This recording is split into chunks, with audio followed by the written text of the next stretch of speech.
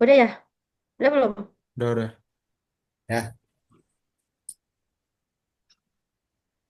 Baik teman-teman semua, pada malam hari ini kita akan mulai presentasi yaitu studi kasus proses manufaktur di PT Multimakmur Indah Industri. Kami dari kelompok 3 dengan saya Nesa Aurelia dan rekan saya yang bernama Sheila Makfirotunisa dan Ahmad Riki, Naba Rashid, dan Muhammad Al-Jadbar. Adapun latar belakang dari penelitian kami di PT Multimakmur yaitu PT Multimakmur Indah Industri merupakan salah satu perusahaan yang bergerak di bidang produksi kaleng dengan teknologi dan standar kualitas yang kompetitif. Perusahaan ini menerapkan berbagai proses manufaktur mulai dari pemotongan plat, pembentukan forming, pengerolan, pengelasan badan kaleng hingga pemasangan tutup dan pengujian kualitas produk. Setiap tahapan proses tersebut membutuhkan ketelitian, pemahaman, teknik, serta penggunaan mesin dan peralatan yang sesuai standar industri.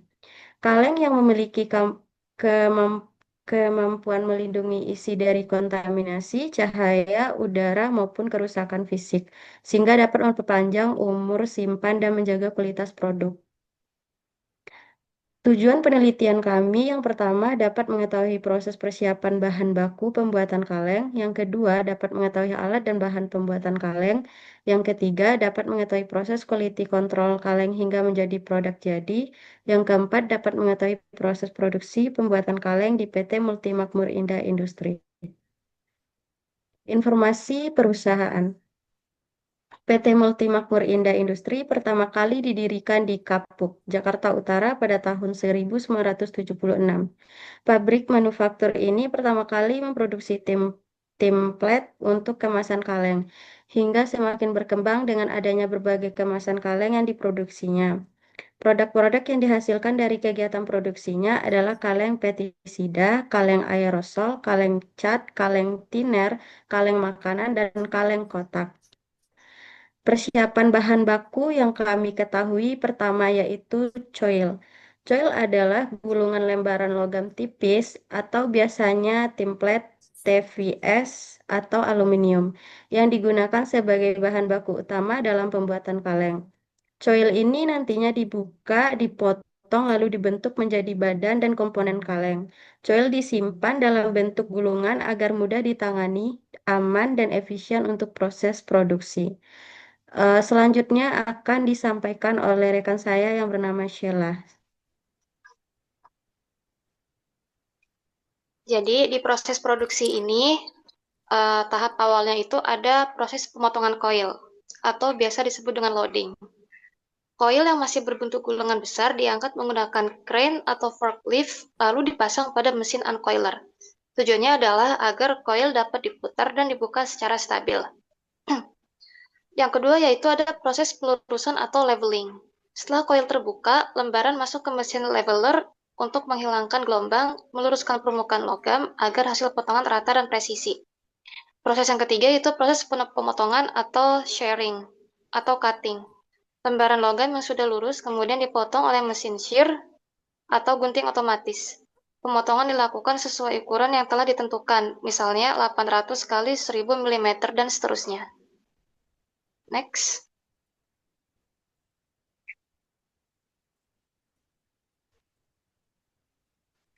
Selanjutnya ada proses penumpukan atau stacking. Lembaran hasil potongan kemudian disusun otomatis atau manual.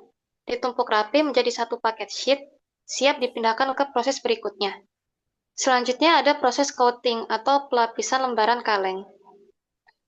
Fungsinya adalah untuk melapisi permukaan logam dengan cat atau lapisan pelindung agar tidak mudah berkarat, aman untuk kemasan makanan, memiliki tampilan mengkilap, siap untuk dicetak desain atau untuk diprinting. Next. Proses selanjutnya ada yang namanya loading sheet atau pemasukan lembaran. Lembaran logam hasil potong tadi diletakkan di konveyor, lalu dimasukkan satu persatu ke mesin coating. Yang kedua ada cleaning atau pembersihan permukaan. Sebelum dilapisi cat, permukaan logam dibersihkan dari debu, oli, kotoran, sisa produksi. Tujuannya adalah untuk agar cat yang tadi itu menempel sempurna dan tidak mengelupas.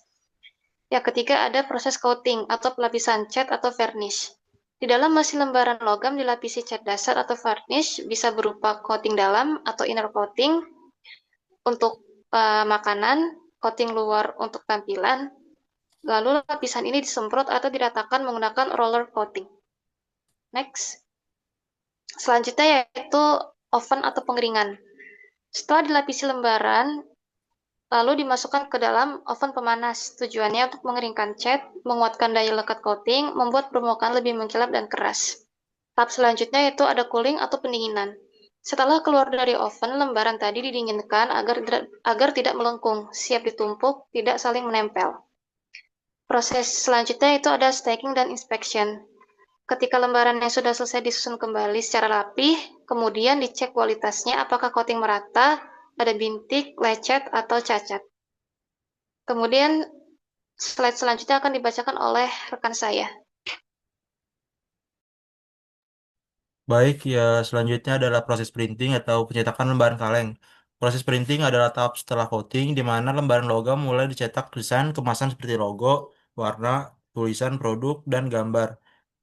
Mesin printing besar, yaitu tipe sheet fed printing mesin, terdapat roller conveyor di bagian depan. Operator bekerja di sekitar mesin. Area sudah diberi jalur keamanan atau garis hijau dan kuning di lantai. Lalu selanjutnya itu proses pengeringan tinta atau drying atau oven. Setelah dicek lembaran masuk ke bagian oven pemanas, tujuannya mengeringkan tinta, mencegah tinta luntur, menguatkan warna agar tidak mudah pudar. Setelah itu, yaitu setelah pengeringan dilakukan pendinginan atau cooling. Setelah keluar dari oven, lembaran didinginkan agar tidak lengket saat ditumpuk, tidak melengkung karena panas. Selanjutnya, pemeriksaan kualitas atau quality control. Hasil cetak diperiksa ketajaman warna, tetapan posisi desain, tidak bercak, noda tinta, atau warna belang. Lalu selanjutnya itu penumpukan hasil printing, yaitu lembaran yang sudah lolos QC disusun rapi di palet. Setelah ini lembaran siap masuk proses cut atau press untuk pembentukan kaleng. Next. Lalu di sini ada mesin sliter yang berfungsi untuk memotong lembaran logam hasil printing menjadi strip atau bagian kecil memanjang sesuai ukuran yang dibutuhkan untuk proses selanjutnya, itu die cut atau forming. Lembaran hasil cetak masuk melalui roller penarik. Di bagian tengah terdapat pisau-pisau bundar, yaitu circular blade. Hasil potongan keluar dalam bentuk strip panjang. Sisa potongan atau scrap terlihat di sisi bawah mesin. Selanjutnya, plat dibengkokkan menjadi bentuk silinder. Mesin menggunakan roller pembentuk plat secara bertahap dari datar menjadi setengah lingkaran, lalu menjadi bulat penuh atau silinder. Pertemuan dua sisi plat atau sambungan badan kaleng. Setelah plat melengkung, penuh sisi ujung kiri dan kanan bertemu. Inilah bagian yang akan menjadi sambungan badan kaleng atau bisa disebut side seam. Penguncian awal sambungan atau lock sim 1. Pada tahap ini sambungan belum dilas atau dikunci permanen. Lalu urutan prosesnya, kaleng dari lock sim 1 masuk ke mesin welding posisi sudah silinder atau bulat. Sambungan berupa kunci mekanis sementara sambungan dipres oleh roda tembaga roller welding. Dua sisi plat dijepit kuat, dialiri arus listrik tinggi atau las resistensi. Terjadi proses pelelehan mikro pada sambungan logam meleleh tipis menyautkan kedua sisi plat menjadi satu struktur utuh. Lalu selanjutnya itu pendingin otomatis. Setelah arus berhenti, sambungan langsung mengeras hasilnya menjadi sambungan permanen. Lalu selanjutnya akan dibacakan oleh rekan saya.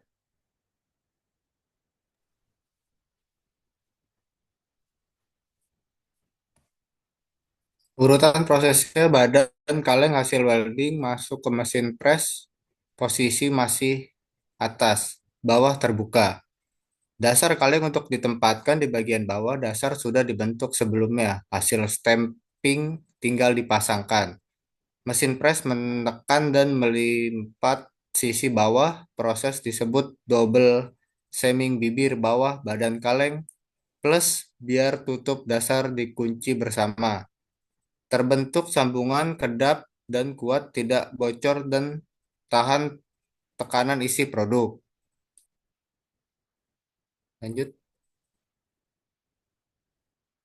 Kaleng disusun di atas palet kayu, di sampingnya ada tutup, bottom, dibungkus di plastik. Ini menunjukkan proses pengemasan final, menyusun kaleng di palet.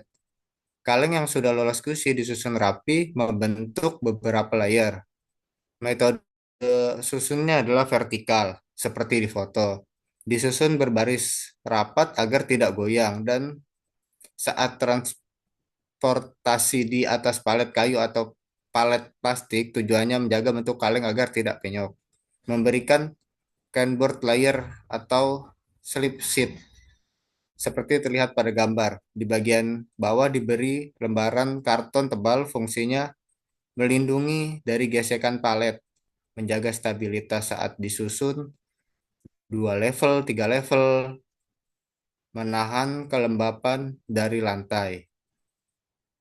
Mungkin ini proses flow chartnya, ada terima order, persetujuan, pengemasan dan penerimaan, potong koil, printing, delivery, packing, can making, assembly, atau mungkin terakhir delivery ya. Next, quality control dan kualitas. Melakukan pengecekan ketebalan plat. Ketebalan material plat standarnya 0,18 sampai 0,30 mm menggunakan plat mikrometer digital. Coating well menentukan ketahanan karat biasanya 2,8 sampai 5,6. Dicek melalui XRV coating tester. Melakukan pengecekan warna pada kaleng. Finalnya dilakukan pengecekan random test kaleng apakah sesuai kualitas yang ditentukan.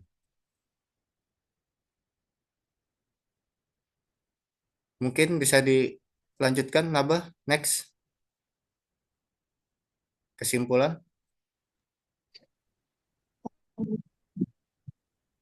Kesimpulan. Proses manufaktur kaleng merupakan rangkaian transstruktur yang dimulai dari pembukaan dan memotong koil. Pelapisan coating, pencetakan, printing, hingga petumangan strip dengan sliter.